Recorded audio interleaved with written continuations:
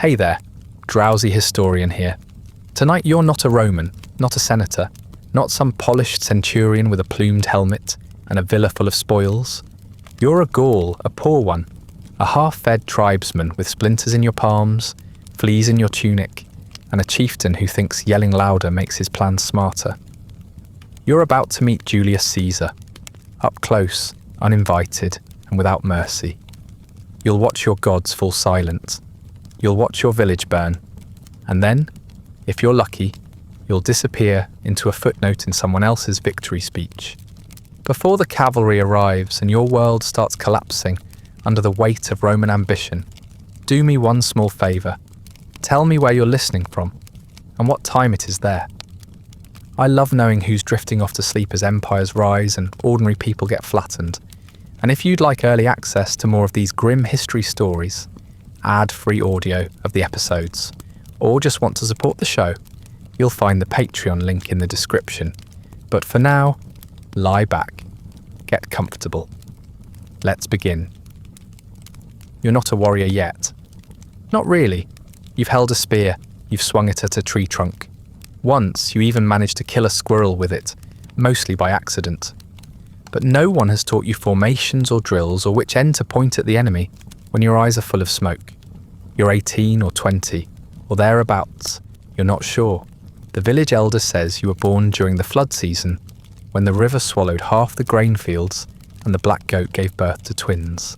That narrows it down to at least 5 possible years, depending on which flood and which goat you're talking about.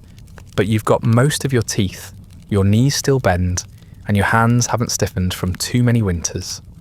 So you're young enough for chopping wood, hauling water, and getting shouted at for not tying the gate properly. Your village is built like most villages around here, half mud, half wood, half accident. It clings to the edge of a hill, not quite a proper fort, but high enough to see trouble coming a little earlier than the people down in the flatlands.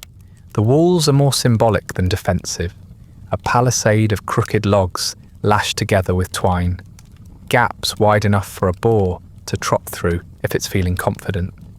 The gate creaks when the wind hits it. The wind always hits it. You're told the gods like the noise. It reminds them you still exist. You suspect the gods would rather be reminded with fewer splinters. Your family lives in one of the smaller huts, tucked between the pig pen and the old well that no one uses anymore because someone fell in once and the priest said the water got cursed. The hut leaks in 3 different places, though never the same ones. Your father died in the last tribal skirmish, or in a hunting accident, or maybe just walked into the woods and didn't come back. Your mother doesn't talk about it. She just sharpens knives with a look that makes people hand over their debts without arguing. You sleep on a mat stuffed with moss, curled around your blanket like a dying fern, listening to the pigs grunt outside and the neighbours argue about whether it's going to snow again. Your days are mostly the same. You chop wood until your arms feel like damp straw. You haul buckets until your spine hums. You help mend fences, scrape bark per die, and avoid eye contact with your drunk uncle, who thinks every meal is an opportunity to remind you that you haven't yet killed a man, fathered a child, or properly memorised the tribal songs.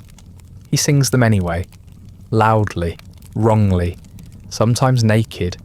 You've tried asking the gods to silence him, but so far, they seem content to let him live out his punishment on everyone else.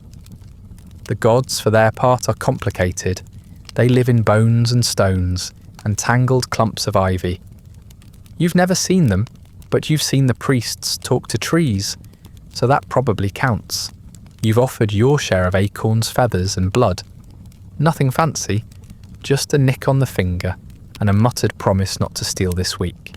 Some people say the gods are watching, others say they're asleep. One man claimed they moved south for the winter. He died of stomach rot 3 days later, so no one says that anymore. Your tribe is one of many, though you try not to think about how many or how different they all are. Some wear cloaks, some don't. Some shave their faces, others braid their chest hair.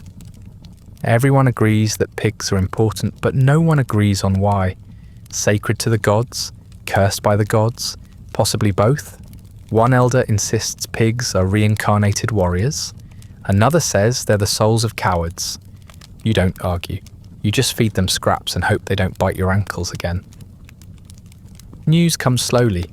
You don't have scrolls or maps or anything more advanced than a carved stick with notches to count how many goats you're owed. When something important happens, a messenger arrives breathless on a sweaty horse, shouts a few vague threats about distant armies or strange omens, then gallops off again before anyone can ask for details. Most of the time, the village just shrugs. Distant wars don't matter here. They're someone else's problem, usually someone with better armour and worse neighbours. But lately, the messengers have started arriving more often. Nervous, skinny men with sunken eyes and missing boots. They don't shout anymore. They whisper. They talk about columns of men in metal shells, marching like river ice, slow, wide, and unstoppable. They talk about camps that build themselves overnight, roads that appear where there were none, villages that vanish and don't return. Names float in the smoke. Aduatuci, Helveti, Belgae. Some you've heard of, others you haven't. But the tone is the same. Fear, clipped short by exhaustion. Then one evening, as the sun limps behind the trees and your breath fogs in the air like lazy spirits, a rider comes. Not one of yours, a stranger. His horse is foaming at the mouth. His face is grey with dust. He doesn't dismount. Just leans forward, eyes too wide, voice like torn cloth. He doesn't say much. He doesn't have to. Rome has crossed into your lands. You've heard of Rome, of course. Who hasn't? The great swollen belly of the world. A city so rich it paves its roads with stone and its politics with blood. They say its soldiers wear matching shoes, that their horses wear armour, that they build camps with walls that breathe fire and ditches so deep the gods can't climb out.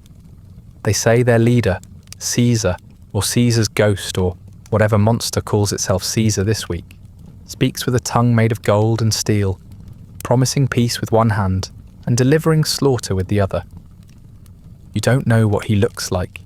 You picture him as a kind of monster. Tall, pale, wrapped in a red cloak and sharpened words. A man with no gods of his own, only hunger. He doesn't care about your tribe's name. He won't pronounce it right. He'll just call you rebels and barbarians and problem solved. The rider doesn't stay. He's already galloping to the next village, and the next, spreading panic like smoke. The elders gather. They argue in circles. Some say you must fight. Some say you must flee. One suggests you try diplomacy, which gets him laughed at and then ignored. Your chieftain says he's been expecting this. You know for a fact he hasn't. He once thought a thunderstorm was an omen that pigs could fly. He will not handle this well. That night, the fires burn longer. The drums don't play. Even your uncle is quiet, muttering into his drink with a haunted look, as if remembering a battle he only half survived. You lie awake on your moss-stuffed mat, staring at the thatched ceiling, listening to the wind sneak through the cracks in the wall. Somewhere, far off, an owl hoots. The pigs snore. The stars shiver behind thin clouds. And in the stillness between breaths, you realise something terrible. Caesar is coming, and this time, the gods might not be enough. The next morning, no one says it outright, but everyone knows what's coming. The pigs are restless. The crows have gathered in the trees like gossiping old women. Even the mist seems thicker, as if trying to hide the village from whatever's lumbering toward it in the distance. You chop wood without being asked, though the axe feels heavier than usual. You avoid your uncle, who is now pretending to be wise and war-hardened, despite having once thrown up during a boar hunt. Your mother sharpens her knives again, slower this time, eyes fixed on a point beyond the doorway. She doesn't speak. She doesn't have to. By midday, it's official. The chieftain has called an assembly, which is a generous word for standing in the muddy clearing while he shouts and waves a stick. He claims to have consulted the gods. You suspect he consulted his wine jug. He says the time has come for the tribe to rise, to fight. to defend your ancestors, your lands, your sacred trees, your pigs.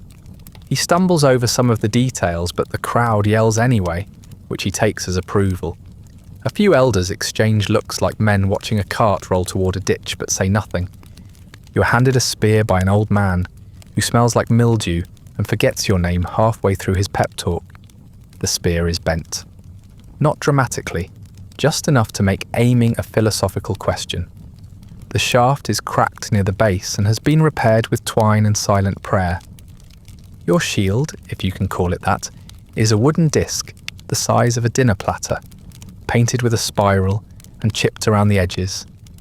You're not sure whether it was designed to deflect arrows or serve cheese. There is no ceremony, no drums, no songs, no blessings. Just the quiet assumption that if you can carry a weapon and don't have open sores, you're now a warrior. You don't feel like one. Your tunic still smells like moss and sweat. Your hands shake when no one's looking. You try to stand tall when the priest walks by, muttering half-remembered prayers and sprinkling everyone with water that may or may not be holy. The last time you saw him bless something, it was a basket of turnips that turned out to be rotten anyway. The warband assembles slowly, like a bad idea taking shape. It's made up of men you've known your whole life, and others you've avoided on purpose. Some bring real weapons, swords, axes, bows. Others show up with farming tools, and the confidence of people who've never been hit in the face with a Roman shield. One man wears a helmet made from a goat skull. Another has no shoes but insists the gods will protect his feet. A few wear cloaks made of wolf fur and speak only in grunts. No one is in charge, or rather, everyone thinks they are. The chieftain says you're joining an alliance. He doesn't explain who else is in it or why they're bothering, just that there's a meeting point in the forest and that messengers from other tribes will be there. Allies, he calls them, brothers in blood. You've met a few of these supposed brothers before. One of them stabbed your cousin during a market dispute. Another stole your tribe's grain last winter and blamed it on wolves. But now you're all going to march side by side, shoulder to shoulder, into glorious resistance. You try to look inspired. Mostly, you look nauseous. Before you leave, your mother hands you a pouch of dried berries and a strip of cloth soaked in herbs. She doesn't say goodbye. She just pats your arm once and turns away. You don't hug. You've never been that kind of family. But the gesture carries weight. It says, come back if you can. If not, at least bleed somewhere decent. Your uncle offers you a sip of something vile in a clay cup. It burns on the way down and immediately gives you the hiccups. He says it's for courage. You suspect it's punishment for not laughing at his stories. You set out before sunrise. The path is familiar. One of the old hunting trails that winds through the pines and dips along the stream bed. You've walked it before, usually with a basket or a fishing net. Now you carry a weapon you don't know how to use and a pack that smells like regret. The warband stretches out behind you in a loose, disorganized line. Some men sing, others mumble. A few already argue over who gets to lead the charge. No one has decided what the charge will actually look like. You march anyway, because turning around would mean explaining yourself, and you're not ready for that. By midday, you reach the rendezvous point, a muddy clearing flanked by sagging trees and half-frozen puddles. Other tribes have already arrived. You can tell by the shouting. They've pitched their tents in odd clusters, separated by dialect, suspicion, and the occasional drawn blade. Everyone pretends to be united, but it's the kind of unity that disappears the moment someone touches the wrong horse. You recognize some faces from trade days and funerals. Others are strangers, painted in unfamiliar patterns, wearing furs that smell like foreign animals. Their weapons are better. Their sneers are worse. Your chieftain marches straight into the mess like he owns it. He starts talking to a tall man with a braided beard and too many rings, using a mixture of diplomacy, bravado, and outright lies. You hang back with the rest of the younger fighters, pretending not to listen. The words Caesar, horses, and tribute float through the cold air like gnats. There's no plan, just anger. shaped into rough syllables, and slapped together with the kind of optimism only men with no maps can afford. Someone passes around food, mostly hard bread and strips of meat, that could be boar, horse or optimism, dried into jerky. You chew slowly, grateful for something to do with your hands. A few warriors from another tribe challenge your group to a wrestling match. One of your men agrees, loses instantly, and claims he slipped. Tension flares. Blades are touched but not drawn. A priest mutters something about the gods watching. You suspect the gods are laughing. That night the fires burn low and close to the ground. No one wants to draw attention. Roman scouts could be anywhere. You huddle with your group beneath a stretched hide, your breath visible, your fingers numb. Someone starts whispering about what happens if you're caught. About the Roman camps, the trenches, the crucifixions. Someone else tells him to shut up. No one sleeps much. You dream of red cloaks and marching feet and the sound of your own footsteps in snow that isn't there. In the morning, you march again. Not toward home, not toward a hunt, but towards something larger, colder, and far more permanent. The alliance is moving. Not in a line, not with a plan, but with momentum. Men from 5 or 6 tribes, all of them bristling with weapons and memories, and half-remembered insults. They argue over whose gods are stronger. They disagree on the direction. They compete over who can spit the farthest. But they all agree on one thing. Caesar must be stopped. You don't know how that's going to happen. No one does. You're marching into a war you didn't start, for a cause you barely understand, under leaders who once got lost, trying to find the sacred spring 2 hills over. You grip your bent spear, adjust your shield, and keep moving. The mud sucks at your boots, the cold seeps into your bones, and somewhere ahead, beyond the trees, beyond the next bend in the path, the eagle waits. You are now a soldier, poorly equipped, poorly led, poorly prepared, but a soldier nonetheless. The forest thins just after sunrise. The trees stop pressing so tightly together, and the air feels more open, exposed. You hear it before you see it, the sound of metal clinking in rhythm, of leather creaking, of boots striking frozen earth in unison. Not 100 feet ahead, between the misty tree trunks, they appear. Lines of men. Not like your men. Not like anyone you've ever seen. They move as one like some massive crawling insect made of shields and sandals. Red cloaks hang stiffly from their shoulders. Helmets glint dull silver. No one speaks. No one breaks formation. Even their eyes seem fixed forward, locked onto some invisible point beyond you.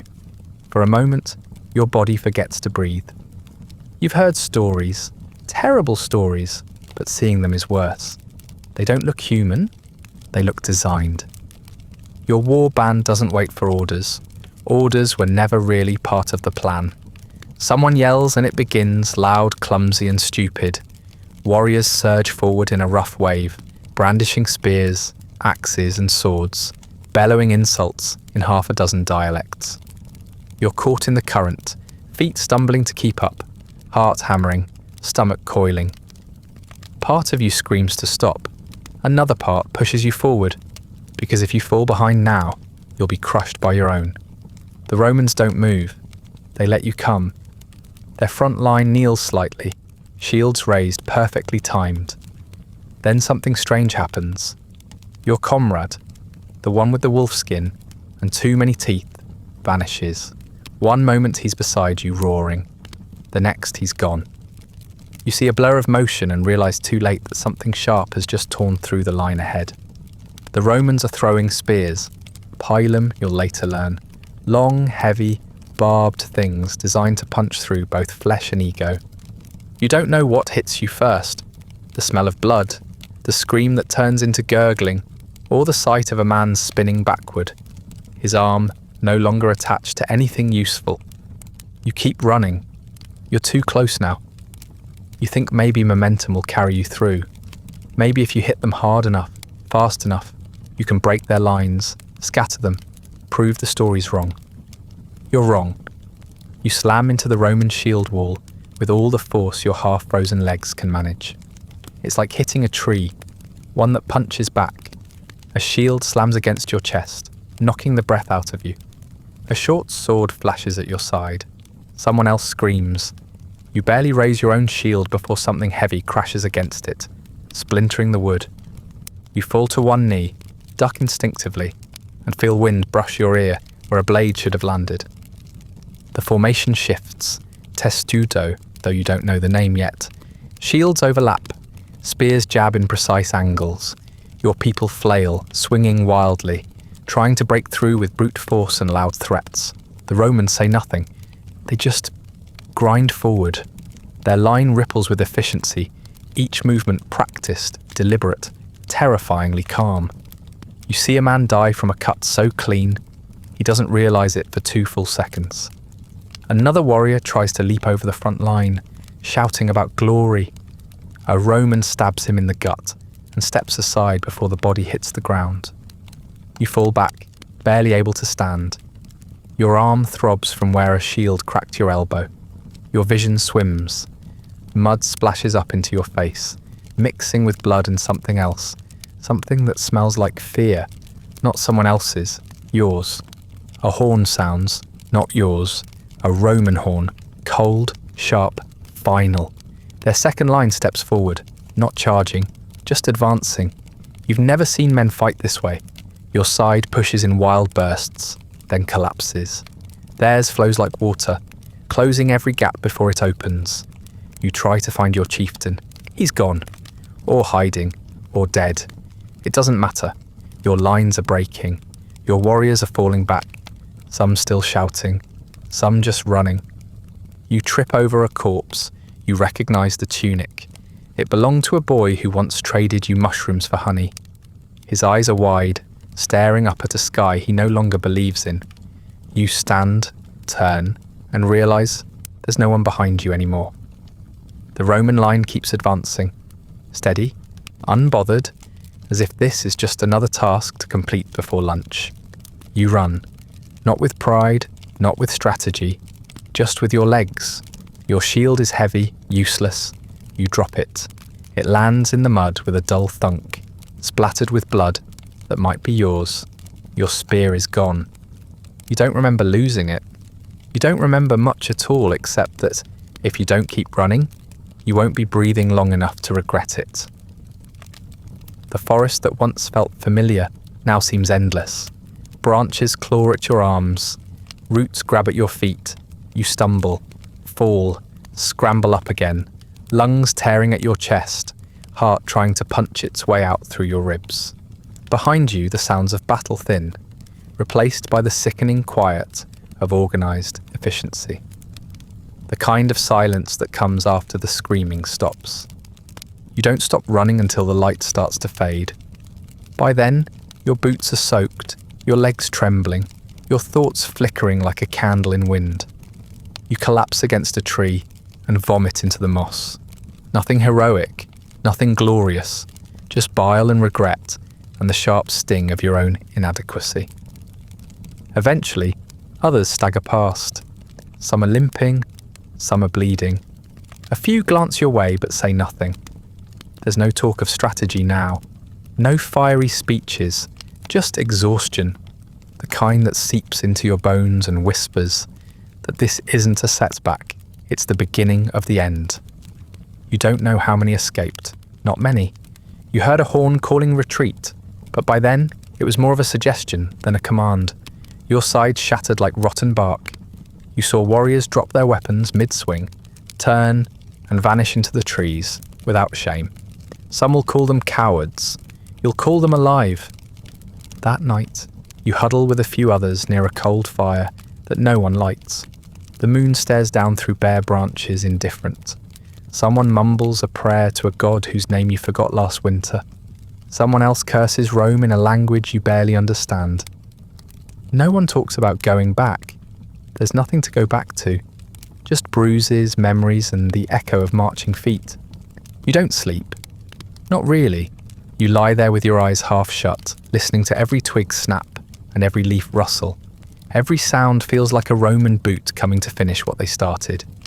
You clutch a knife you forgot you had, not because you think it'll help, but because it's the only thing that feels real anymore. By morning, the survivors begin to drift in different directions. Some talk of regrouping, others of heading home. A few speak of finding new allies. You nod, say little, and follow the path with the least noise. You still don't know what you're marching toward, only what you're running from. Your first battle is over. It will not be your last. You make it back to the village just before nightfall on the third day. Legs wobbling, head buzzing with the sickly fog of shame and exhaustion. No horns are blown. No welcome is given. The gate creaks open, like it's surprised to see anyone return. Most of the people who greet you wear the same expression. A blank, quiet sort of relief tinged with disappointment. You're alive, but no one wants to ask why. Survivors rarely come home with glory. They come home with limps and silence. The warband didn't just lose, it unravelled. What was supposed to be a resistance turned into a running joke, and then just running. The alliance is gone, scattered into the woods, or buried in shallow ditches. Your chieftain is nowhere to be seen.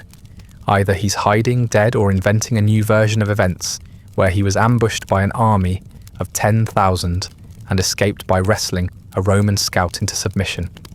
You hope he's dead. That would at least be honest. Inside the village, the fires are low, and the voice is quieter than usual. The pigs have been moved closer to the huts, as if their sacred snorting might scare off invaders. The women look at you, like they're counting your limbs. The old men just nod. They've seen this before. Maybe not with Rome, but with someone. There's always someone. The shape of the conqueror changes, but the outcome rarely does. By morning, the elders are arguing, loudly, publicly. In the centre of the village square, right by the pole where prisoners used to be tied up for thieving, they circle each other like dogs with stiff backs and bad memories. One says you should fortify the hill and fight to the last man. Another says you should send tribute. A third claims the gods demand a sacrifice before any decision can be made. Ideally, someone young and unlucky. You volunteer to fetch water instead. You sit on a log with your cousin while the old men bark and wave their arms. He's only a year younger than you, but he still has the optimism of someone who hasn't seen a Roman formation up close. He talks about reorganizing the warriors, forging better weapons, reaching out to more tribes. You nod but say nothing. You don't have the heart to explain how fast courage leaks out of a man when his ribs are cracked and his friends are dying face down in the mud. Eventually the shouting stops. Not because a decision is made because there are no good ones, but because word arrives from another village. One of the neighbouring tribes tried to hold out. They built barricades. They refused to pay. The Romans arrived before sunrise, surrounded the settlement, and gave them two options: surrender or burn. They chose poorly. What's left of them is still smoking. Survivors, if any, will be dragged south in chains. The message is clear. Resistance means erasure. Your tribe chooses diplomacy, not out of cowardice, though plenty will whisper it later, but out of realism. You don't have enough warriors left to bluff. The young ones are shaken, the old ones can barely lift an axe, and the best fighters are missing fingers. You could hold out for a week, maybe two, but then what? Starve in the snow? Watch your huts go up like dry thatch while Caesar scribbles notes about how stubborn and uncivilized you were? So you prepare an offering, not a gift, an obligation dressed in ceremony. Grain is collected first. Every family contributes from their stores, even the ones already chewing bark and boiling moss for flavour. Then livestock, goats, pigs, 2 donkeys, and 1 sheep that bites everyone within reach. The priests chant over each one. The animals don't care, neither do the Romans. They'll take the meat, not the prayers. Then comes the gold. There's not much. A few rings, some trinkets, 2 dented armlets someone stole from a travelling merchant years ago. They're polished until they shine like wealth instead of desperation. You remember hearing that the Romans weigh their tribute. You wonder if your offerings will even tip the scale. But that's not the worst part. The worst part is the hostages. No one calls them that, of course. They're tokens of goodwill. Symbols of cooperation. Caesar's men have 1,000 euphemisms for, "Give us your sons or we'll come take them ourselves." The elders debate again, more quietly this time. It has to be someone important, but not too important. Someone young, but not indispensable. Someone the tribe can afford to lose. But not someone so lowborn it's insulting. In other words, someone just like your cousin. He doesn't resist, doesn't cry, doesn't argue. He nods when they tell him, then walks away to pack a small bag. He's always been obedient in the way that makes people proud and uncomfortable. You follow him back to his hut, unsure what to say. He notices your silence, smiles and says, "It's better than dying." You try to believe him. You really do. That night, the entire village gathers, not for a feast. There's no food to spare, just a ceremony, brief, stiff, laced with the kind of formality that says no one wants to be here. The priest blesses the offerings, the chieftain, suddenly reappearing with a bandage on his arm and a limp that might be theatrical, gives a speech about duty and honour. He doesn't meet anyone's eyes. You keep yours fixed on the ground. In the morning, a Roman officer arrives. He's flanked by a handful of men who barely glance at your people as they accept the tribute. The grain is loaded, the livestock herded away, the gold weighed without comment. Then the hostages are called. Your cousin is third in line. He keeps his head high, lips pressed thin, jaw set like he's already carved in stone. The officer nods once, then turns his back. The hostages are marched out without fanfare. No one says goodbye. The tribe doesn't allow it. Partly because farewells feel like funerals. Partly because if the Romans see how much it hurts, they might ask for more. After they're gone, the village is quieter than usual. Not solemn, emptied. Something vital has been taken, and everyone knows it. You sit beside the fire pit, staring into the ashes of last night's embers. You remember when you and your cousin used to chase frogs near the stream, back before war and diplomacy and all the other names for losing? You don't know what will happen to him. Maybe he'll be treated well. Maybe he'll live long enough to learn Latin and forget your name. Maybe he'll be executed when Caesar needs a convenient example. The uncertainty stings more than anything. The priest says this is a new chapter. That peace is possible now. That the Romans might leave you alone if you behave. You don't believe him. Not because he's wrong, he might not be, but because peace, when paid in sons and surrender, feels less like safety and more like a warning. The Romans call it pacification. You call it theft with paperwork. And the worst part is, it's working. A few days after the hostages vanish down the road, the Romans return, this time not with swords drawn, but with wax tablets, quills, and quiet authority. They don't yell. They don't threaten. They don't have to. Their arrival is more like weather than invasion. Cold, inevitable, and utterly unconcerned with how you feel about it. A detachment of soldiers marches in first, planting themselves around the village perimeter like fence posts. Then the scribes follow, young men with narrow eyes and thinner mouths, draped in dull cloaks and trailed by the smell of ink. You're told not to interfere. Not that you were planning to. No one here is in the mood for another lesson in Roman efficiency. So you do what you've been doing since the first horn blast echoed through the forest. You make yourself small.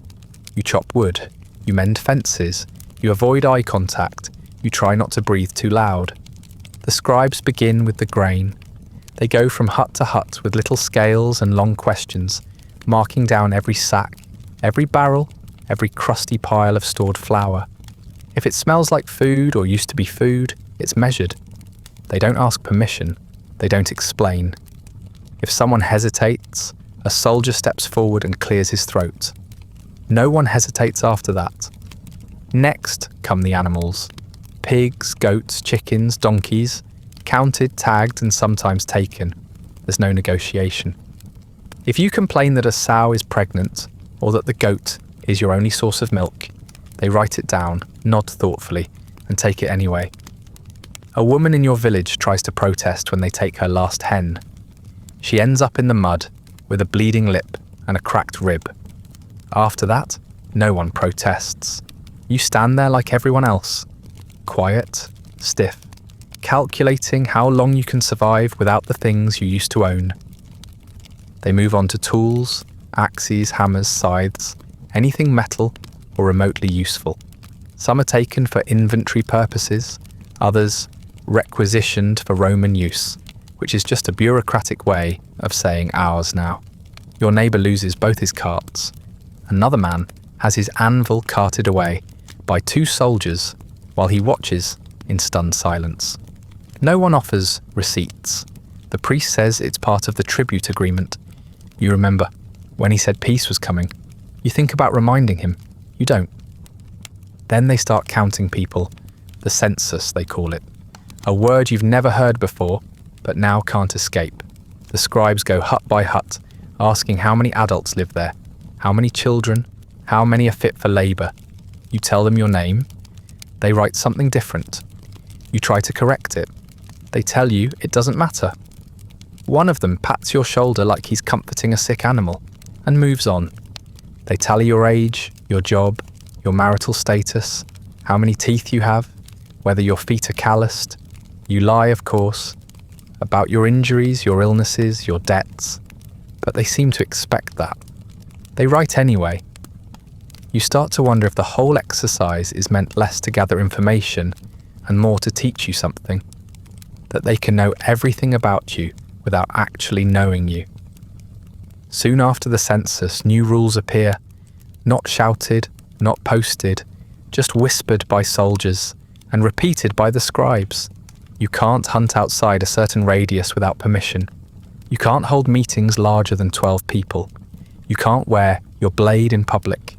You can't light fires after sundown unless inspected first. You can't pray too loudly, or to the wrong gods, or in the wrong way. You can't ask what qualifies as too loudly. The priest pushes back just a little, not with weapons, just with words. He holds a rain ritual in the centre of the village, same as always. It's modest, harmless, traditional, but it involves a horn, and the horn is deemed aggressive. A few Roman soldiers drag him away before he finishes the chant. He returns the next day, hunched and bleeding. The day after that, he doesn't return at all. They say it was an accident. You suspect it was a message. You don't ask which part. Then the taxes begin. No one explains the system. There's no lesson, just demands. Every household owes a percentage of grain, livestock, and coin.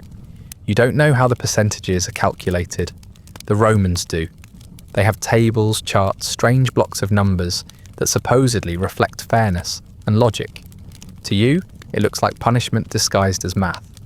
You're told you can pay your taxes in labour if you don't have enough goods. So you work, longer hours, colder days, deeper cuts. You chop more wood. You carry stones from a nearby stream to help with road construction. The Romans call it infrastructure. You call it lifting rocks until your spine creaks. They feed you a bowl of watery stew at midday and expect gratitude. You give them silence. Your hands crack from the cold, your boots wear thin. You share meals with your mother and your uncle, though none of you speak much anymore. Your cousin's absence sits at the table like a ghost. No one mentions him. That would invite too many questions. You try not to wonder if he's eating better than you are. You hope he is. Then you feel ashamed for hoping. Sometimes at night, you dream of your old life, not because it was better, but because it was yours. The freedom to walk into the woods without being followed. The feeling of owning your own tools. The right to speak to the gods in your own tongue, without fear that someone will overhear and write it down wrong. You miss the arguments, the noise, the half-drunk storytelling around fires. Rome hasn't killed your culture, not yet, but it's carved into it, slow and deep, like someone trying to make a table out of a living tree.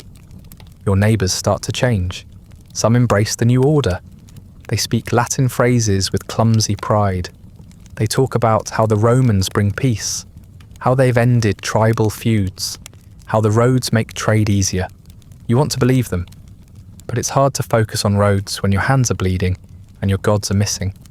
A few men are drafted. Volunteers according to the scribes, scouts, translators, labourers for the next campaign. Your neighbour's son disappears with a satchel and a promise to write, though he doesn't know how.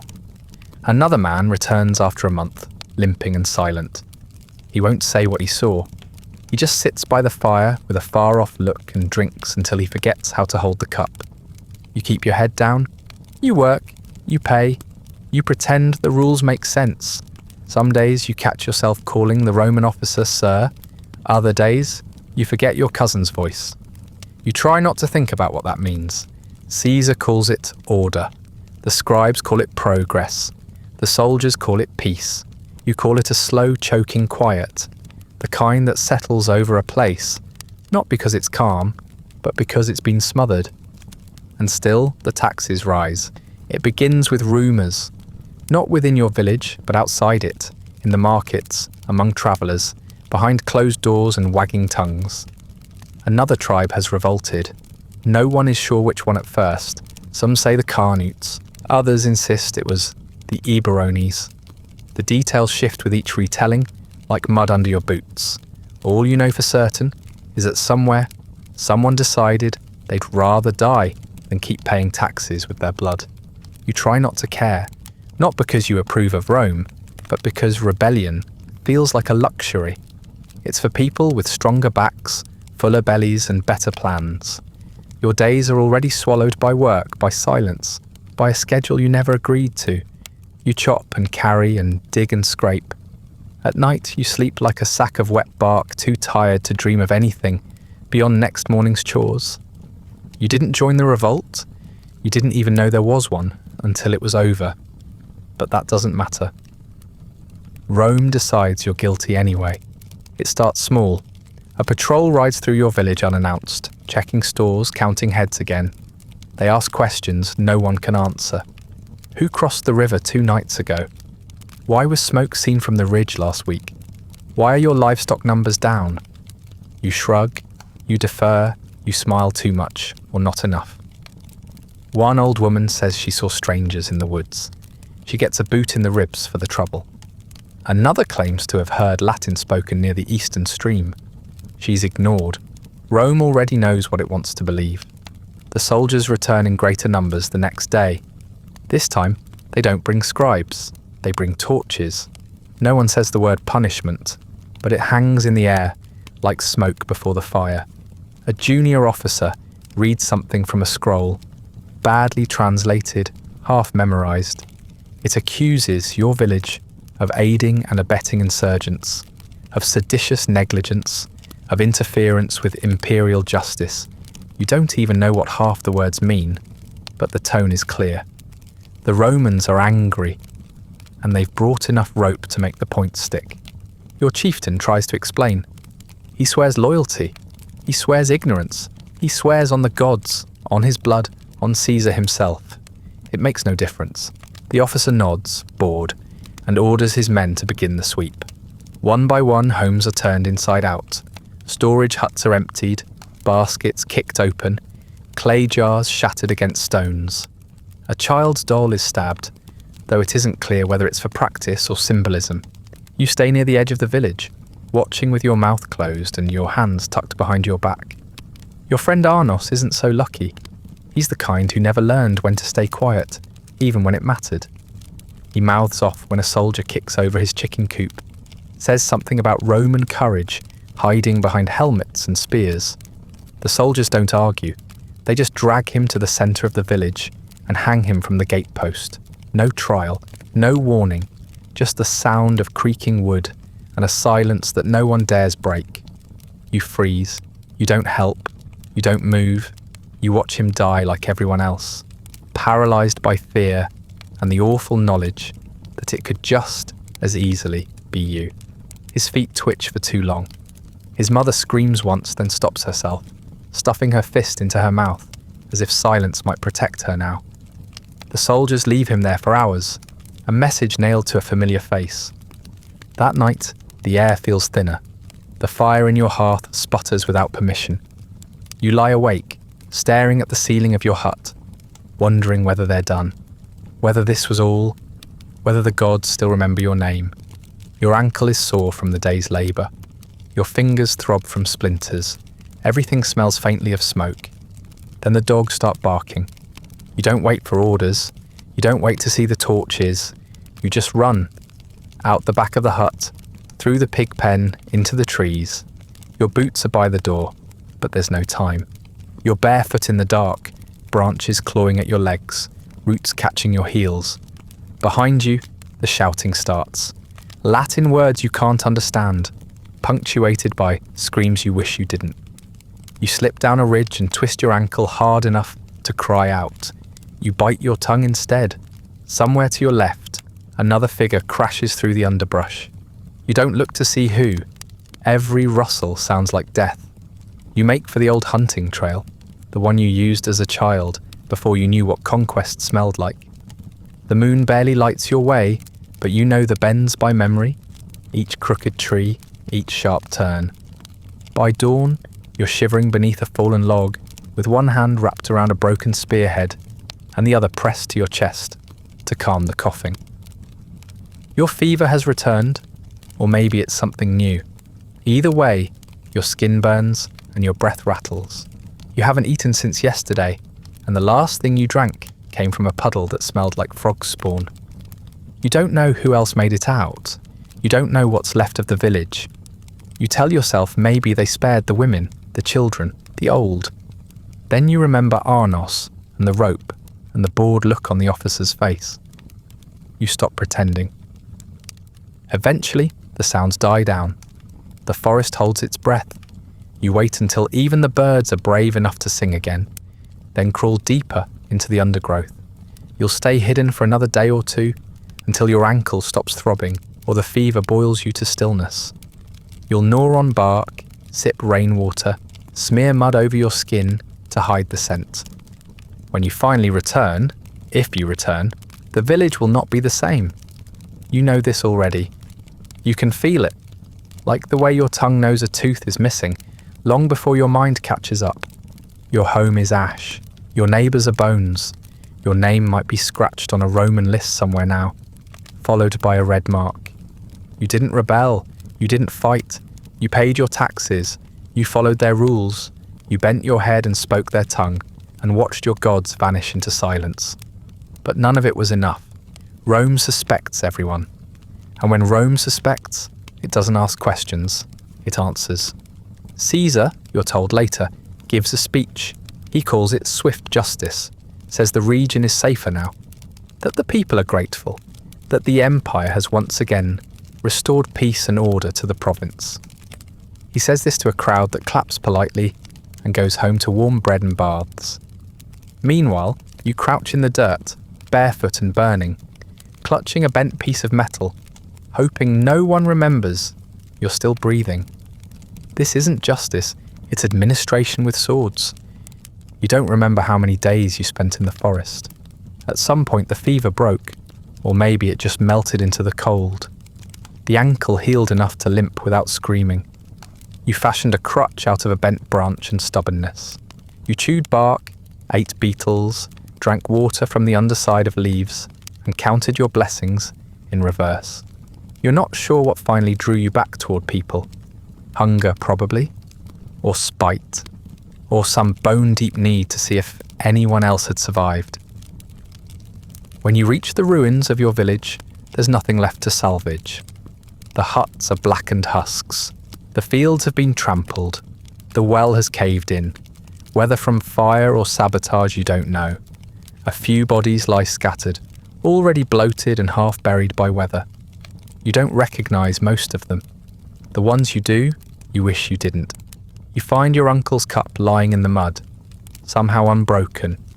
You take it, not out of sentiment, but because it's better than cupping water in your hands. There's no one left to mourn. No one left to bury the dead. The Romans are gone, off to the next settlement, dragging justice behind them like a sack of stones. The silence they leave behind, is thicker than the smoke. You wander for half a day, hoping to find someone, anyone, but the roads are empty. You spend one last night near what used to be your hearth, curled in the ashes, with your cousin's old blanket pulled over your shoulders, staring at the sky through a hole in the roof. By morning you stop waiting. You stop hoping. The rebellion doesn't find you. You find it. It starts as a whisper, someone muttering at a crossroads, a message scratched into bark, a familiar tattoo on an unfamiliar arm. You don't ask questions, you just follow. There are others like you, survivors, drifters, people whose lives were smothered under Roman order and now want something, anything, back. Some talk about justice, others want vengeance. A few just want to swing an axe again before they starve. You're not sure where you fall, you're too tired to care. The resistance is no longer a rumour. It has shape now. Direction. You hear the name Vercingetorix for the first time from a one-eyed man sharpening a spear. He says it like a prayer, or maybe a bet. You repeat it later when no one's listening, testing the syllables in your mouth. It tastes like hope, or at least better branding than anything your chieftain ever came up with. You're not recruited so much as absorbed. You follow a ragged band into the hills, share a meal of boiled roots and stolen oats, and by morning you're one of them. No ceremony, no oaths, just a nod and a place by the fire. You're handed a real blade, short, chipped and rusted, but steel. You clean it with your sleeve and a fistful of moss, trying not to look too grateful. You don't know the names of the men around you. You're not sure you want to. The camp is hidden deep in the forest, nestled between two ridges and guarded by a pair of boys with slings and sharp eyes. It's not a fortress, but it's safer than anything else you've seen. There are maybe 30 of you. Some once belonged to proper tribes, Aedui, Senones, Arverni. Others are loners, wanderers, failed farmers with blood under their fingernails and no plans for next winter. You recognise a woman from a neighbouring village, though neither of you mentions the past. That was before the burning, before the counting, before the silence. There's no real leader here, not yet. Orders pass by grunt and gesture. Raids are planned in low murmurs around the fire. The targets are simple: Roman patrols, supply wagons, tax caravans. Sometimes you steal food, sometimes weapons, sometimes nothing more than a scrap of dignity. You fight like wolves, messy, fast and never head on. When it works, it feels like revenge. When it doesn't, you lose another name you barely learned. You sharpen your blade beside men who don't ask questions. Trust is rationed like food. You sleep with your back to a tree, knife in hand, one eye half open. Not because you expect betrayal, but because expecting otherwise is a luxury you've outgrown. The woman from the next village warns you not to eat anything left unattended. She says one of the new arrivals has a habit of slipping off into the woods and returning with things too clean to be found in the wild. Vercingetorix becomes more than a name. He becomes a rumour with legs. Some say he rides a black horse with a mane like fire. Others claim he once killed 6 Romans with a sharpened bone. You hear he's uniting the tribes, pulling together old enemies, old debts, old pride. He's been declared Dux Bellorum, a war leader of the sort you only get once in a generation, maybe 2. Some call him a visionary, others just say he hasn't lost yet. Word spreads that he's gathering forces in the south, that he's planning something big, bigger than a raid, bigger than revenge, an uprising, a real one, the kind Caesar might actually feel when he wakes up in the morning. You're told to prepare. You don't know what that means exactly. No one does. So you sharpen your blade again. You patch your boots with leather stolen from a Roman saddle. You learn to tie knots that won't slip in the rain. You also learn who to avoid. The loud ones, the ones who talk about glory and honour and destiny. They're the first to run when the fighting gets ugly. You stick close to the quiet ones, the men and women who've already lost too much to lie to themselves. They don't promise survival. They just pass you an extra strip of dried meat without asking questions. One night, while the fire burns low and the wind whistles through the branches, a scout returns with word of a caravan moving through the next valley, lightly guarded, packed with supplies. You're chosen to go, not because you're special, because you're standing close when the orders are given. You nod, collect your things, check your blade one last time. You don't feel brave, you feel resigned. You march out before dawn, moving like shadows through the trees. The cold bites at your hands. Mud seeps through the cracks in your boots. You feel the old pain in your ankle, the one that never quite healed right. But you press forward anyway, because what else is there? You're not fighting for glory. You're not fighting for tribe or gods or even revenge, not really. You're fighting because everything else has already been taken, and swinging a blade is the only thing they haven't taxed yet. Somewhere in the darkness, as the first birds stir and the trees begin to glow faintly with pre-dawn light, you realise something strange. You're not afraid, not exactly. There's fear, yes, but it's distant, buried under the weight of exhaustion and memory. What you feel now is something quieter, sharper, heavier. Purpose, maybe not for long, maybe not enough to change anything. But for now, it's enough. You grip your weapon, you lower your breath, you vanish into the brush with a dozen other ghosts, and for the first time, in a long while, you feel like you might be more than just a name on someone else's list. You don't know what you expected when the day finally comes, when the man himself rides into camp beneath a sky the colour of hammered bronze. Maybe something more regal, maybe something more broken. All you know for sure is that Vercingetorix doesn't look like a legend. He looks like a man who's been too busy for sleep and too angry for food. He's taller than you imagined, broader too, with the kind of face that doesn't soften when he smiles, because he doesn't smile. He wears his war like a cloak. Everything about him is sharp, from the polished iron of his sword to the knife-edge set of his jaw. His moustache is thick and pointed, trimmed with such precision, it looks like it could stab a Roman through sheer force of posture. His horse is black, massive, and entirely uninterested in the people around it. When the beast snorts, half the camp flinches. Vercingetorix doesn't flinch at anything. You don't get close, not at first. You watch from the crowd, shoulder to shoulder, with a dozen other fighters who smell like smoke and wet leather. There's a hush that follows him. Not the silence of awe, but something more brittle. Anticipation mixed with weariness. The kind of silence people keep when they want to believe, but have been lied to too many times. He dismounts slowly, deliberately, as if every movement is an announcement. He doesn't speak much that day. He doesn't have to. He looks at you, at all of you, and nods once, just once. Somehow that's enough. Later you hear that he gave a speech to the elders, to the chieftains who've gathered like cautious dogs around a fresh carcass. He's promised unity, promised vengeance, promised that if you all stop bickering long enough to follow him, you might have a chance. It's not a plan exactly, but it's more than anyone else has offered. And so, for the first time since Rome arrived, the tribes begin to move in the same direction. Not perfectly, not harmoniously. Old grudges don't vanish overnight, and you still sleep with one eye open when sharing space with men whose dialect you don't fully understand. But there are fewer arguments, fewer knives drawn at dusk, more scouts returning with good news. Roman camps burned, bridges collapsed, supply wagons overturned in ditches and looted clean.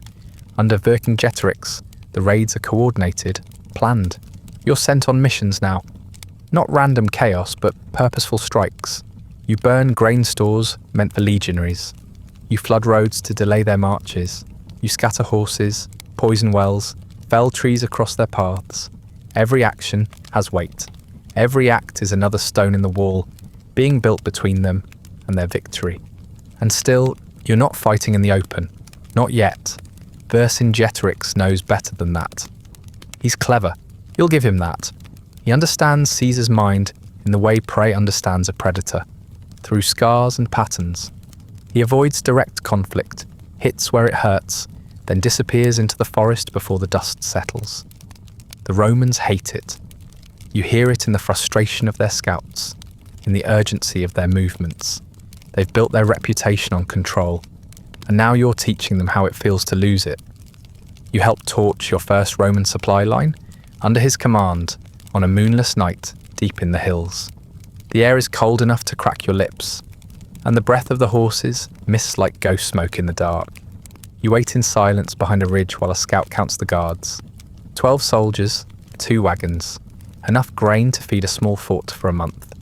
You crouch low, gripping your sword, with numb fingers, heart rattling like a snared rabbit.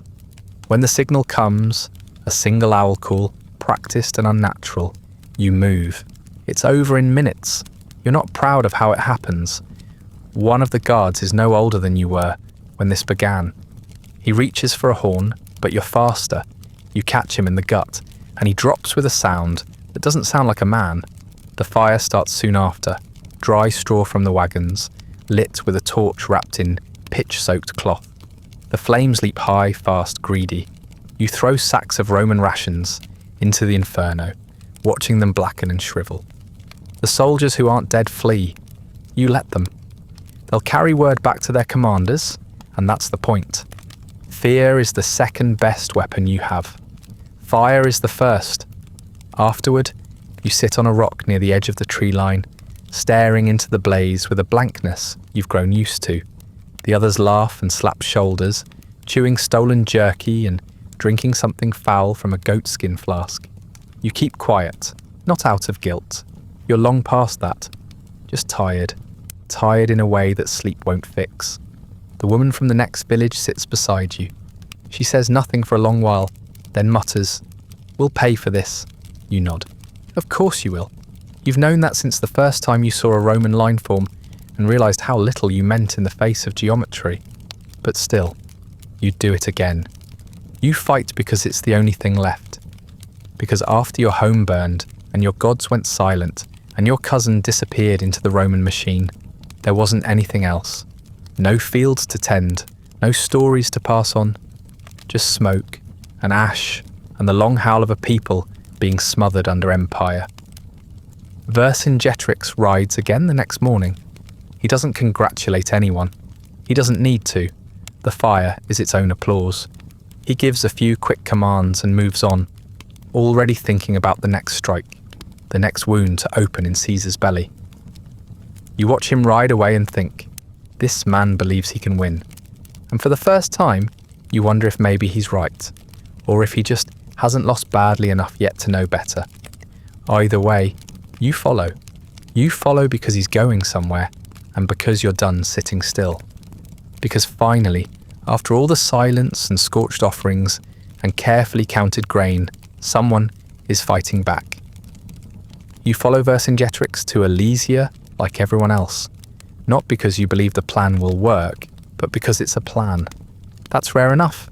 The retreat is orderly, almost optimistic. You've struck real blows, supply lines disrupted, garrisons harassed, roads destroyed. For the first time since the legions first crossed into your lands, it feels like Rome is reacting instead of dictating. You see it in their sudden movements, their new fortifications, the wary way their scouts ride. Caesar, it seems, is finally taking you seriously, which is exactly why he follows you to Alesia and surrounds it. The hilltop city looks defensible enough from a distance. Elevated stone walls, narrow access points, natural ridges. Inside it's crowded, filthy and confused. You and thousands of others pour into its limits. Warriors, civilians, cooks, children, elders, pack animals. Everyone clinging to the idea that Vercingetorix has something planned. He does. He plans to wait. Caesar's forces can't surround the place forever. Not if you have enough food to hold out. And besides, reinforcements are coming. The rest of the tribes are rallying. That's what you're told. What you're not told is how much food is actually stored, or how long it takes Caesar to dig a trench It happens faster than anyone expects. The Romans arrive and they start building. Not ladders or siege towers or catapults, walls. Not just one wall around the city to keep you in, but a second one, facing outward to keep your allies out. 2 concentric rings of earthworks, trenches, palisades, and spike pits. You watch it rise from the hilltop, day by day, while your own camp descends into muttered arguments and dry cooking pots. You've been on the other side of these raids. You know how they work. Strike, burn, vanish. But here, you can't vanish. Here, you're trapped on a hill with too many people and too little grain. The Romans control the fields. They control the rivers. They control the silence between battles. Vercingetorix tells you to hold firm. That help is coming. That all of Gaul will rise together. You want to believe him. But belief doesn't taste like bread. The first week isn't so bad. Rations are thin, but not unbearable. Some men grumble, others boast that they've eaten worse. One man claims he once survived a winter on nothing but boiled moss and goat hide. You smile. You don't know if it's true. It doesn't matter. A good lie is worth more than a bad truth when your stomach starts to fold in on itself. By the second week, the animals are gone. Eaten. Horses, mules, even the dogs. You see a man gnawing a strip of leather he carved from his own sandal. Someone else tries to make stew from parchment. You begin to measure days by the tightness in your belly and how often you catch yourself dreaming about fat roasting on a spit. Arguments break out, over portions, over rumours, over whether the gods are angry or just not listening. Some say the siege is a punishment for arrogance. Others blame the grain rot, or the stars, or a woman who coughed near the supply pit and wasn't properly cleansed. You stop caring. You're too tired to care. Vercingetorix holds the centre of the city. You see him now and then, standing tall among the chaos, his armour still polished, his horse still fed. People mutter about that too. He gives orders, plans raids, sends messengers in the dark to try to slip past Roman lines. Some get through, most don't. You keep watch near one of the outer gates. There's nothing to guard, no one's attacking. They don't need to. They just wait. Caesar is a patient man. The third week breaks something in you. You wake up one morning and your legs don't want to work. You sit up too fast and black out. When you come to, you chew on the inside of your cheek, just to trick your body into thinking it has something to process. It doesn't help. You sit beside a half-collapsed wall with your back against a cold stone and stare at the dirt, trying to remember the last time you felt full, or warm, or clean. Some of the younger fighters get desperate. They try to break out in small groups, hoping to find food or freedom, or at least die somewhere that isn't uphill. You hear the screams at night when they're caught. You hear the wet, snapping sounds when the dogs are turned loose. The Romans don't waste arrows. They don't need to. One night you find a piece of bark that still smells faintly of sap. You scrape it with your knife, peel off a few strips, chew until your jaw aches. It tastes like rot. You swallow anyway. Your belly cramps, but it's better than the emptiness. Almost. The firewood is gone. Now people burn furniture. Doors, dead branches. You tear apart your own shield to feed the flames. The paint blisters. The metal rim pops in the heat like a bone snapping. You watch the last of it collapse into coals and feel no warmth. You see a mother give her son the last crust of something that used to be bread. The boy doesn't chew, just stares at it for a long time, then holds it in both hands and tries not to cry. You look away, not out of shame, out of survival. Your own voice has become strange to you. When you speak, it cracks like old wood. You try not to speak much. There's nothing to say. You whisper when you pray. The gods don't answer. You start whispering your regrets instead. You keep them short in case your breath runs out. You regret not leaving earlier. You regret trusting the alliance. You regret not stabbing your chieftain when you had the chance. You regret letting your cousin go without saying anything useful. You regret trying to be more than what you were. Most of all, you regret surviving long enough to feel all of it. You sit in the dust with your back against a crumbling wall, chewing on bark and whispering your regrets, hoping the wind won't carry your voice too far, hoping the gods, if they're still listening, don't remember your name. You're not sure how many days pass before the horns finally sound from the hills. Maybe it's been a month, maybe more. Time stopped mattering after the last bowl of grain was scraped dry. But when the horns blow, when the sound cuts through the smoke and hunger and silence like a blade, you feel something flicker in your chest. Not quite hope, more like a grim twitch of survival instinct. The relief force has come. They're visible by the second morning, cresting the distant ridges, campfires blooming like orange blossoms in the dark. Thousands of them, more than you've seen in one place, since this whole cursed war began. Warriors from every tribe that still remembers how to hold a spear.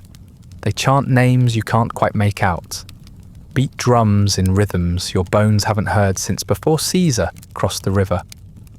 You watch from a gap in the wall, fingers gripping stone, lips too cracked to smile. Inside Alesia, the news spreads like smoke on dry kindling. People limp to the gates, whispering, arguing, crying. Someone says the siege is broken. Someone else says the gods have returned. A few begin to sing, though their voices rasp like dry leaves. Vercingetorix says nothing for a long time. Then he gives the order, prepare for the charge. If the outside force attacks from one side, and you push from within, the Romans might finally crack. You want to believe that. You need to believe that. You haven't eaten anything in 3 days but bark and melted snow, and your left hand has been shaking for a week. But you still tie on your gear, what's left of it. A padded vest with more holes than fabric.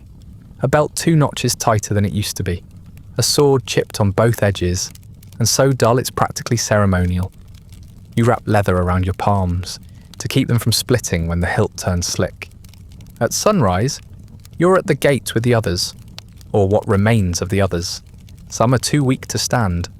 Others hold themselves upright with makeshift crutches and stubbornness. There's no formation, no clear command, just the raw energy of men who've been caged too long, who see a crack of light and will die trying to claw toward it.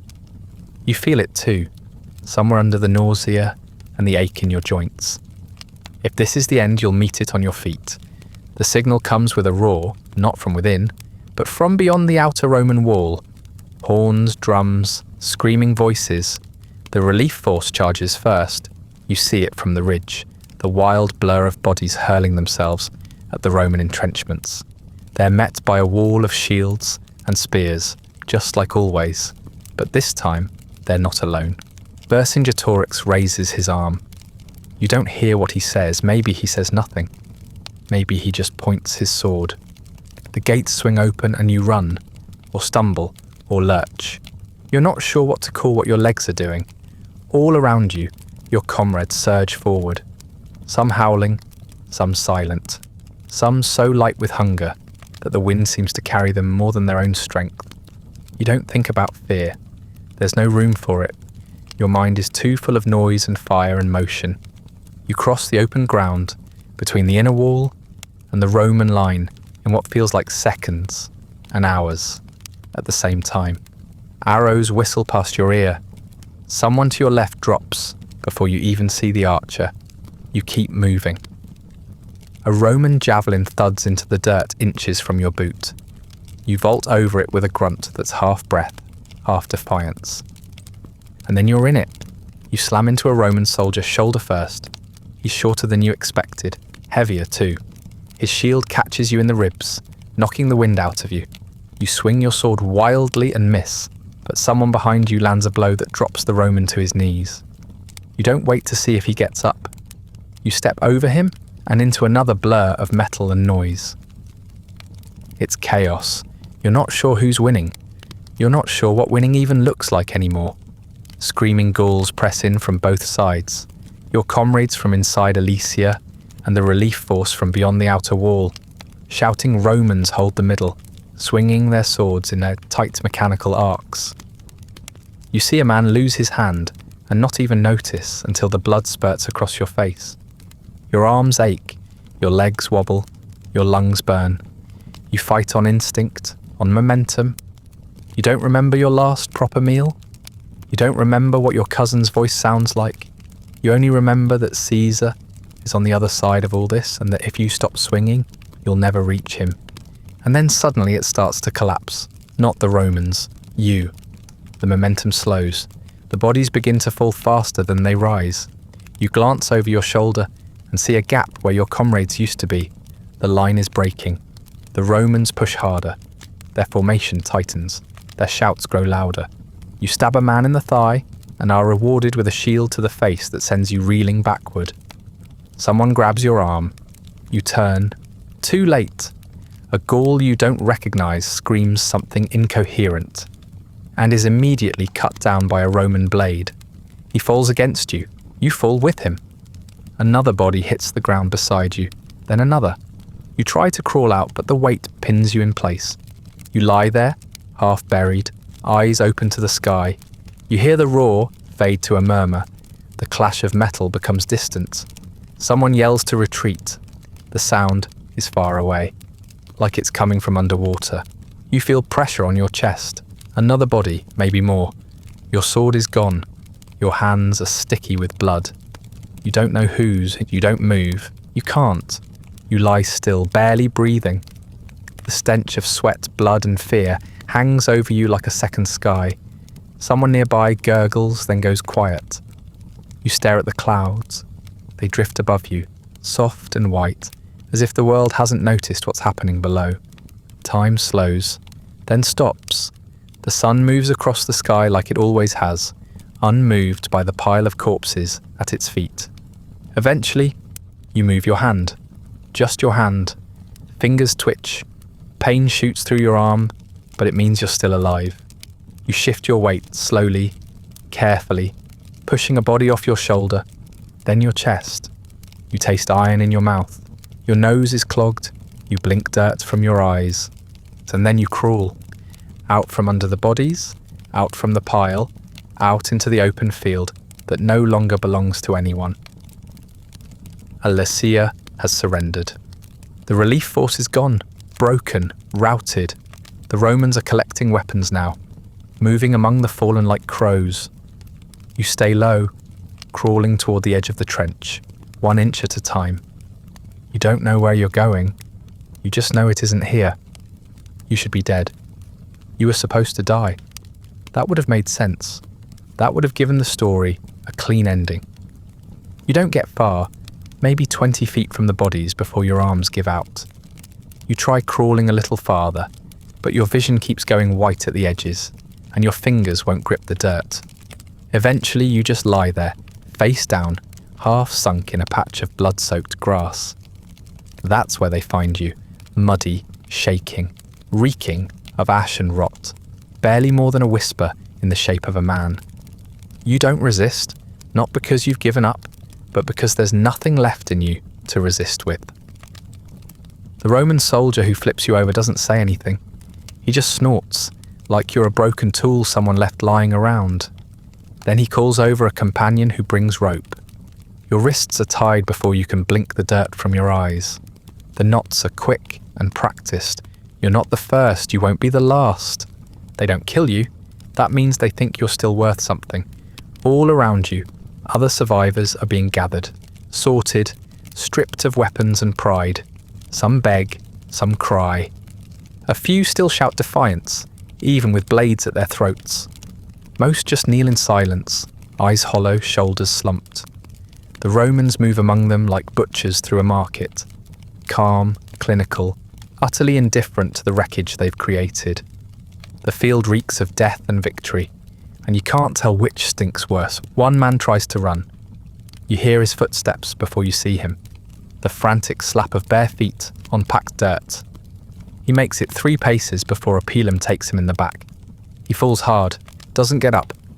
The soldiers don't even slow their pace. They step over him like he's a fallen branch. You're dragged to the central clearing, just outside the ruined camp walls. It's where the prisoners are being held. What's left of the resistance? There are hundreds of you, maybe thousands, herded like cattle into a makeshift corral of spears and shields. No food, no water, no shade, just the sun overhead and the weight of everything you've lost pressing down on your shoulders. Your wrists swell under the bindings. Flies crawl across your skin. You hear someone whispering prayers in the corner, soft and broken. You recognize the voice, but not the man. Hunger has reshaped all of you. You look like a collection of scarecrows after a storm. When Caesar arrives, you don't recognize him at first. There's no thunder, no chariot, just a tall, clean man in a red cloak, surveying the field with the calm detachment of a farmer inspecting his crops. He says nothing to the prisoners, just speaks with his officers in low Latin, occasionally pointing. You watch his face for a hint of what he sees when he looks at you. You find nothing. Later you hear there was a speech, not here of course, back in Rome, a victory address, polished, confident, full of noble phrases about order, civilization, and destiny. He calls it a magnificent campaign, a decisive blow against chaos. He says Gaul has been pacified, that the people rejoice in their liberation, that Rome has once again done what only Rome can do. You're not sure if the people in Rome clap because they believe him or because they don't care enough not to. You're divided into groups. Some are executed on the spot, those deemed too dangerous, too mouthy, too wounded to be worth transporting. Others are sold immediately to travelling merchants and slave handlers, traded for coin and favours. You're kept in the middle group, the ones still strong enough to walk, weak enough to control. The chains come next, heavy iron links wrapped around your wrists and ankles, then looped together into a human chain that snakes across the countryside like a metal serpent. You're placed near the back, next to a boy who doesn't look old enough to have held a weapon. His eyes are wide and red-rimmed. He doesn't speak. You don't ask him to. The march begins with a jolt of the rope and a barked command. You stumble forward, feet barely catching up in time. The pace is brutal. No rest unless the Romans say so. No water unless they throw a bucket in your direction.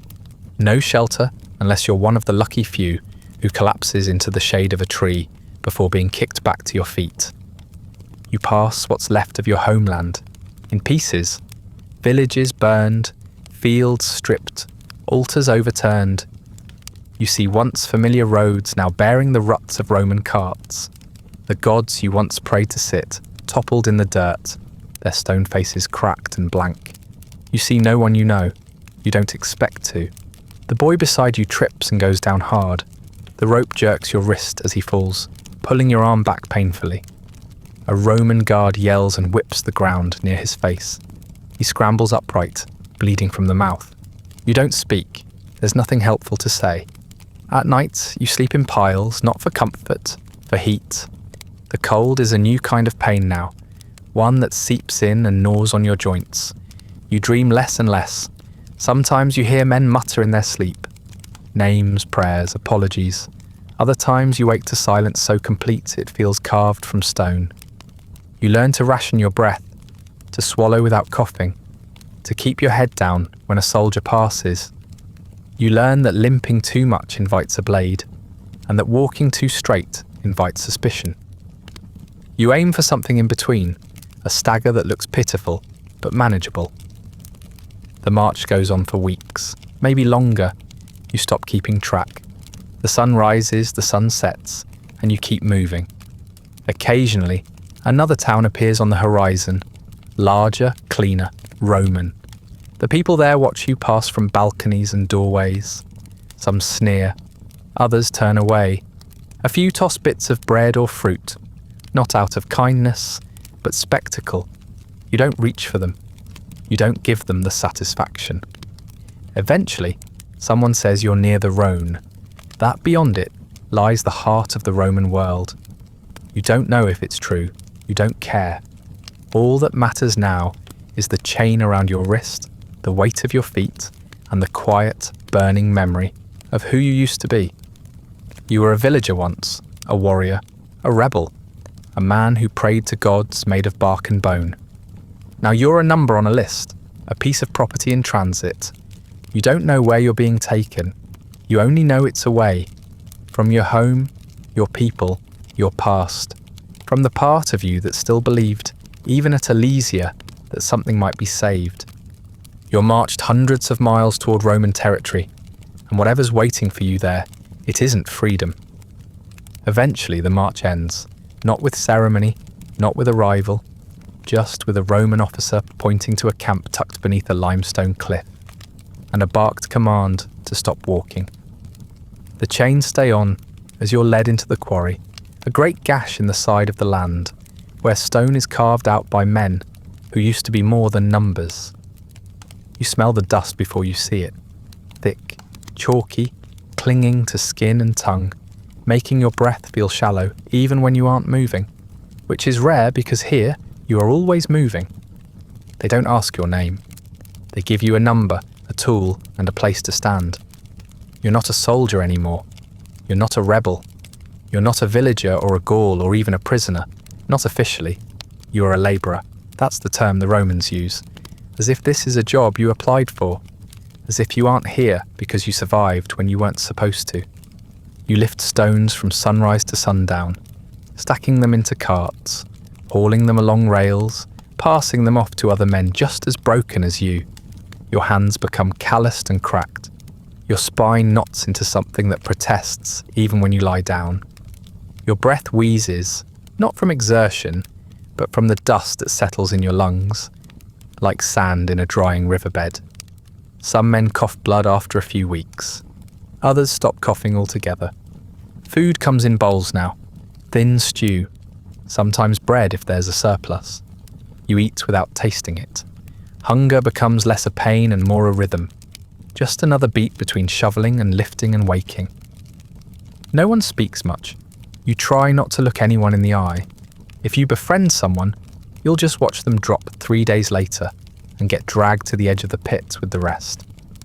You don't know what happened to the others from Alesia, the ones who marched beside you.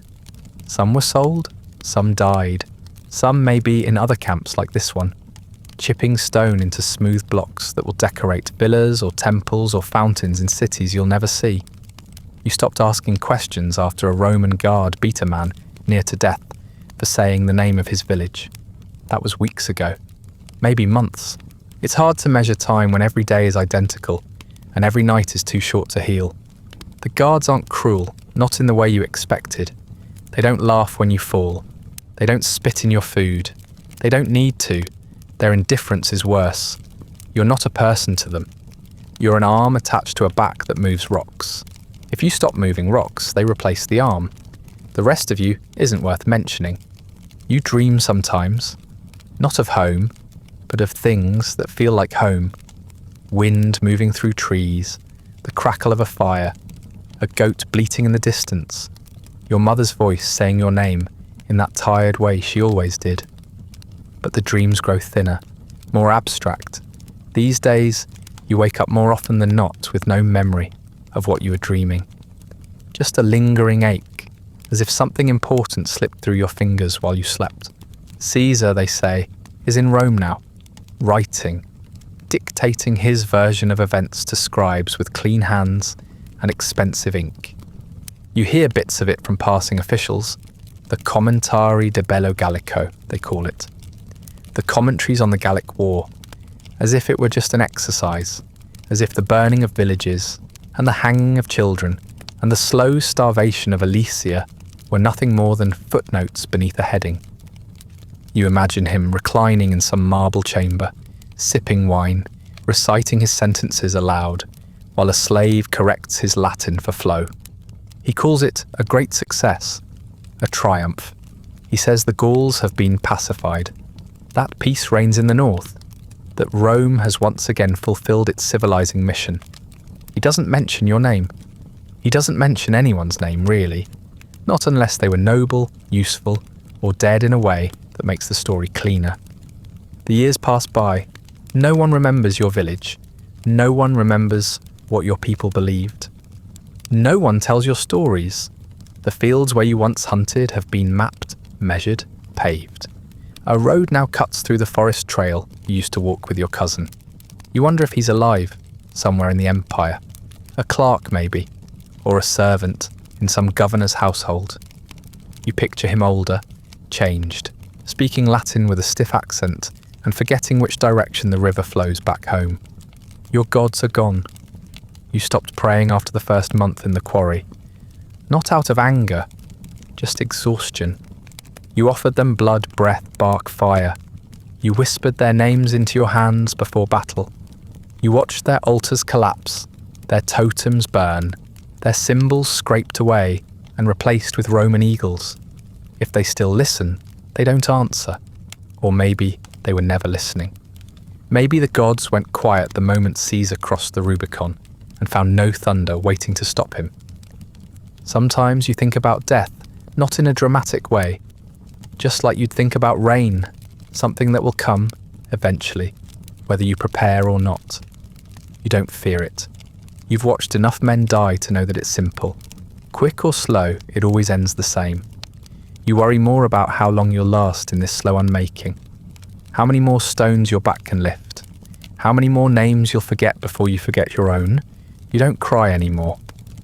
That stopped sometime during the march. Your body holds nothing it doesn't need to. It's a vessel now. For orders, for weight, for routine. You wake, you work, you eat, you sleep. You speak only when spoken to, and even then, only in gestures or mumbled words. There's no one left who speaks your dialect anyway. No one left who would understand. Gaul is quiet now. Not peaceful, not healed, just quiet. The kind of quiet that comes after the storm has passed and the debris has been swept away by men, with numbers for names. The kind of quiet that settles not from contentment, but from absence. The noise is gone because there is nothing left to make it. You sit on a ledge near the edge of the quarry at the end of another day. Your hands are blistered. Your shirt is soaked with sweat. Your knees tremble even as you rest. You look out over the pit, watching dust rise from a dozen pickaxes. You listen to the slow thump of boots, the barked commands, the clink of chains. You don't hear the wind. You don't hear the birds. You don't hear your name. The war is over. The land is conquered. The scribes call it peace. The generals call it order. You carry stones until your back splits and your breath wheezes. The gods don't answer, and neither do you. That brings us to the end of tonight's story, a slow unravelling beneath the weight of empire, where even survival becomes a kind of disappearance. A village burned, a rebellion crushed, a name forgotten, filed somewhere between pacification and progress. If you'd like early access to more quietly haunting histories, ad-free audio of the episodes, or just want to support the show, there's a link to the Patreon in the description. Feel free to like, subscribe, or leave a comment with other forgotten lives and overlooked tragedies you'd like to see explored. If you're listening on a podcast app, a rating or review helps more people find their way to these stories. And special thanks to the supporters who make this show possible, including our chroniclers, Andrew S., Amanda Lampke, and Rich Davis. Sleep well.